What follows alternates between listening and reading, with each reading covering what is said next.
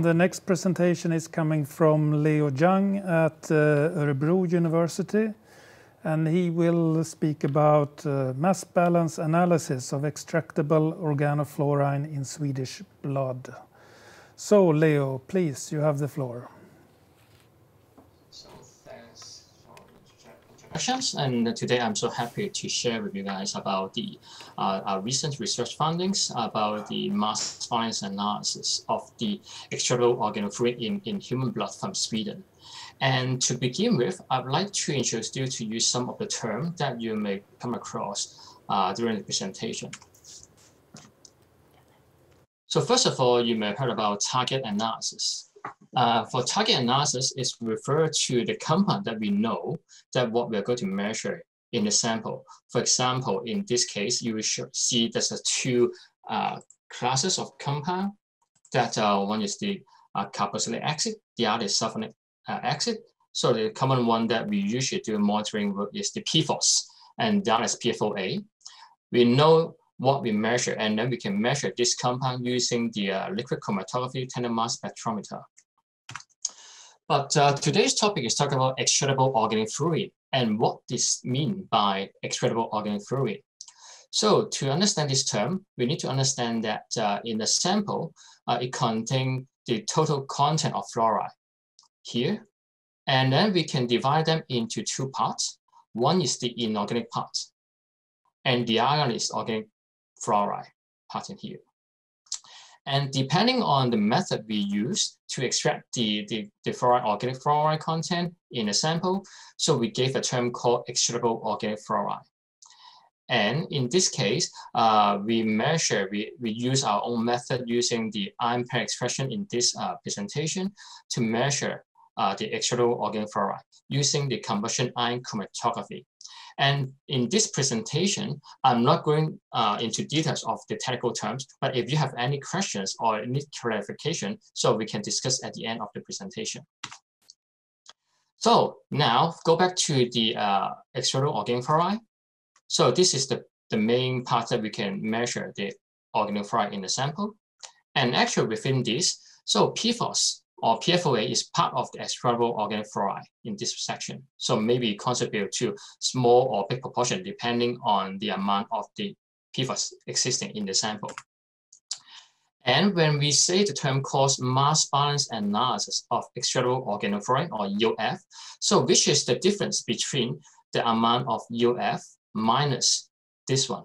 And then we can know the amount of unidentified compound in the sample. So that's why we can try to measure the total minus what we know what to measure in the sample to obtain is there any existing of unknown compound in the sample. So back to the introduction, fluoride is a quite interesting element in the environment because this is the most abundant in the nature. And the term that we talk about so far, organic fluoride, it can be naturally occur or man-made. You can see this is like example of the natural occur fluoride, and this is the man-made like PFOS. But one thing is interesting that for organic fluoride, of known organic fluoride from nature sources is around like 30 compared to other organic compounds like chlorine, bromine. So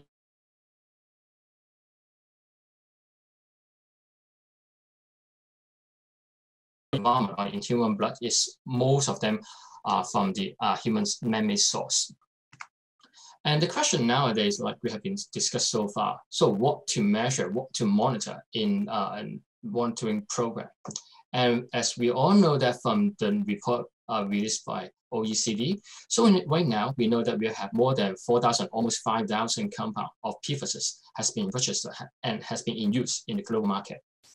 And the questions we discussed in the previous presentation, so should we measure PFOS 4 or PFOS 11 or PFOS 20 is, when you look at this number compared to this, is only like a minor proportion.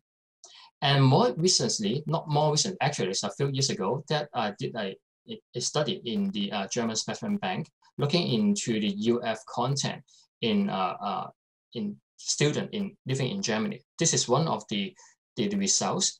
So the bank, we analyzed a sample from 1981 to 2009. And the blue dots representing the organic fluoride content. And you can see from the 80 back to 2009, there's not much changing. But you will see some trend in between because the increased using of the PFOS and then the phase out, you can see it decreasing. But what I want you to pay more attention to this graph is that, so you can see some red dot in this part. So it represent some unidentified organic fluoride. And you can see the level of unknown compound is increasing recently.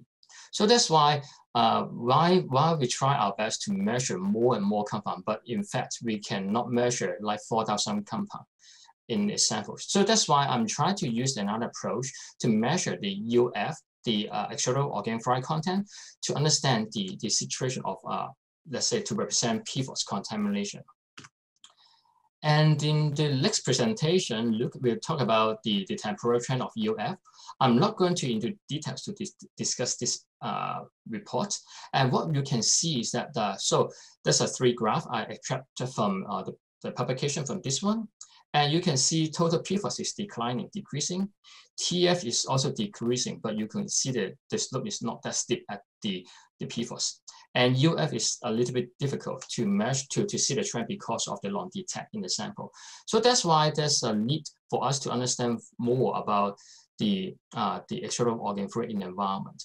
So in order to not to overlook some compound that we don't measure in our sample. And the aim of this presentation, I would like to show you the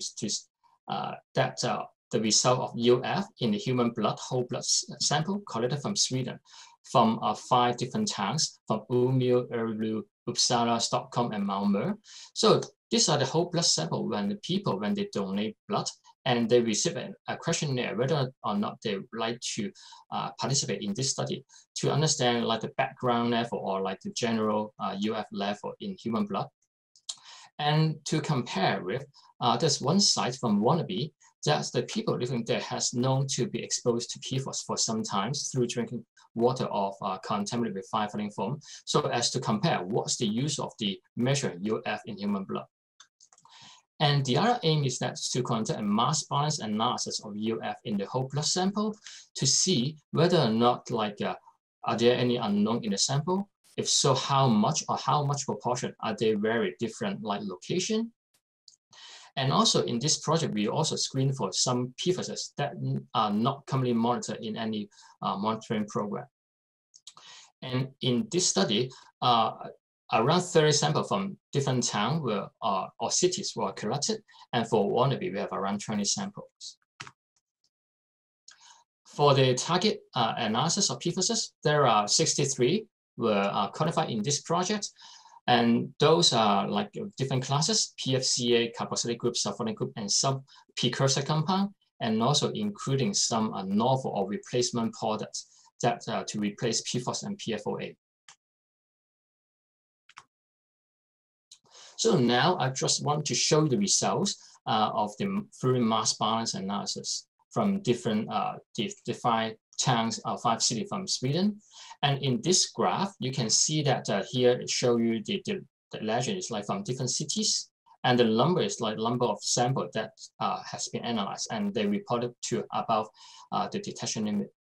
And here I will show you the mean of different cities and also show the mean, the minimum level, and also the maximum level.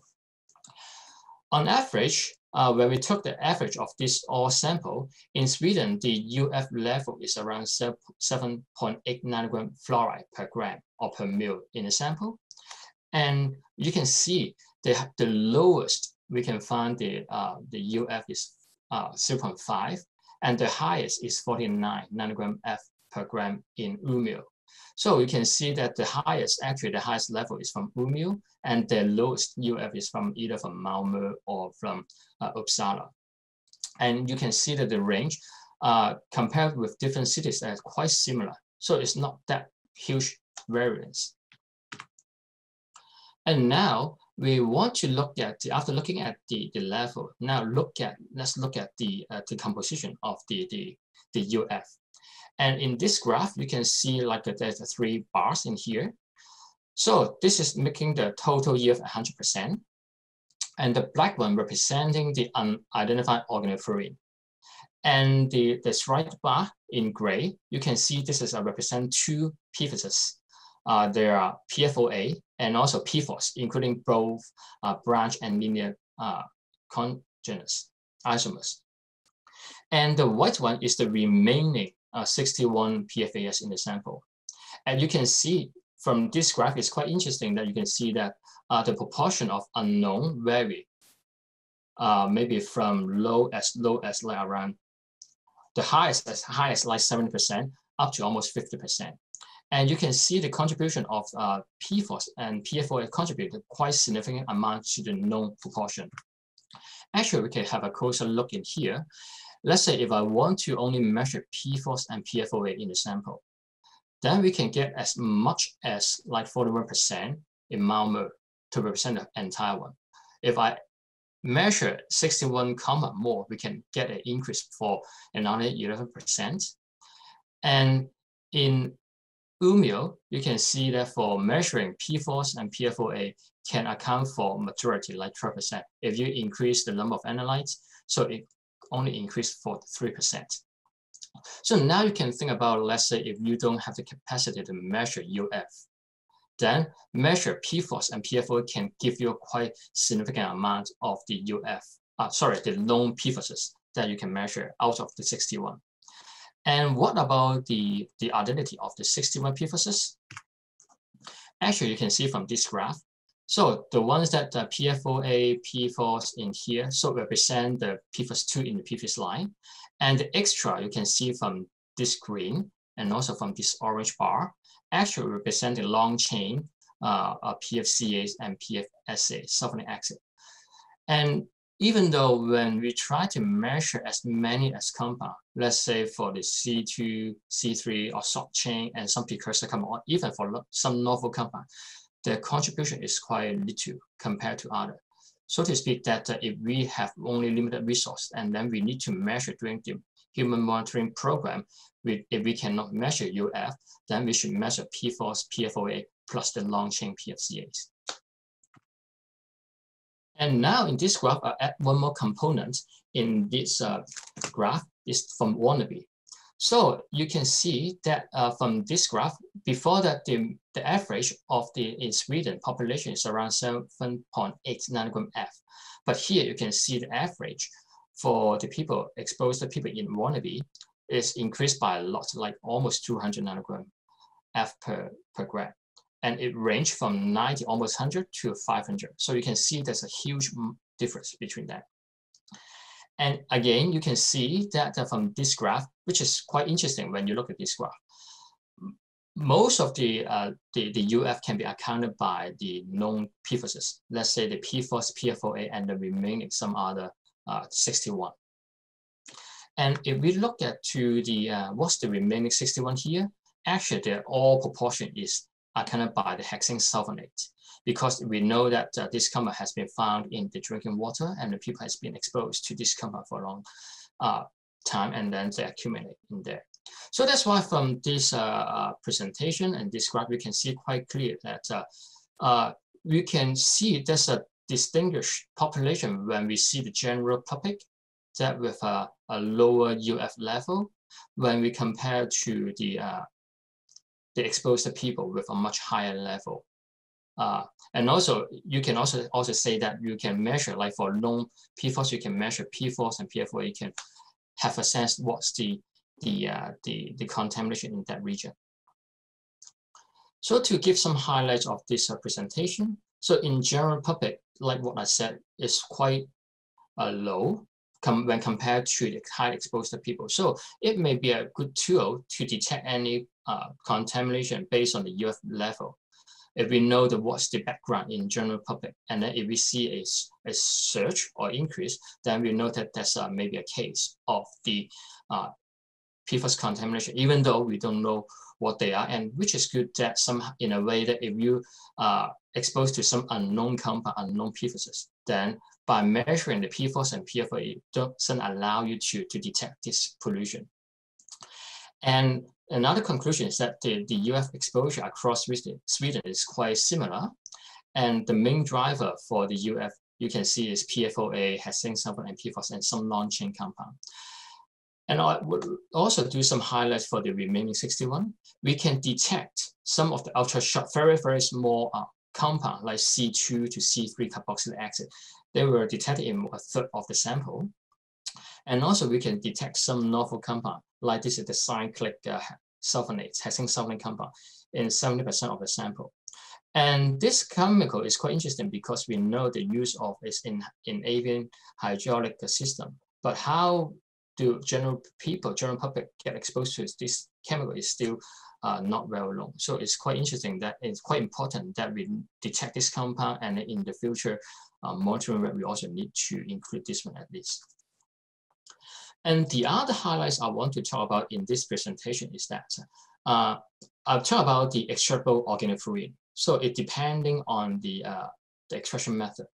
What I'd like to show you in here is that our recent publication that we try to compare different extraction method using, let's say, solidific extraction with the HLB cartridges, or solidific extraction with Rex cartridges or Ampere.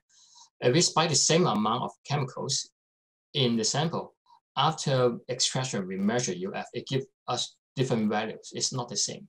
So to speak, that if we want to compare the UF value between methods or between paper, we need to make sure that the method should be the same. Otherwise, you are not comparing the same thing. So that's why in this presentation, I'm not trying to compare the level with the next speaker the level, because we use different methods in different studies. And the third highlight is that what to monitor. Back to the question, I agree that we should measure other PFAS as well, because based on this research study, you know that we know a lot of potential immunotoxic effect or adverse effect to the people, because we know exactly what compound is causing this effect. One drawback with measuring the UF is that we only know the total content. We don't know the individual contribution. We don't know the effect of other compound. So to speak, we need to measure like some key PFAS like PFOS, PFOA, PFNA, or like hexane sulfonate. At least we know that how much are they in the sample, and how much in connection to relative to total. Is it the ratio is increasing, or if increasing means that Leo, people are exposed to new compound? Leo, sorry, I just want to say 3 minutes left. Okay, yeah. So this is like the point that I would like to say that. So this compound, the target compound, still need to do not only the UF. And finally, I just want to mention that the data presented in this presentation has been published in the EPA report. So you can find this find more details into these two reports. And finally, I'd like to thank our team members for this research work, like from Örebro University and also from Lund from University of Gothenburg as well. And last but not least, to thank all the people and the blood center helping with collecting the blood sample and also the funding source. And thanks for your attention.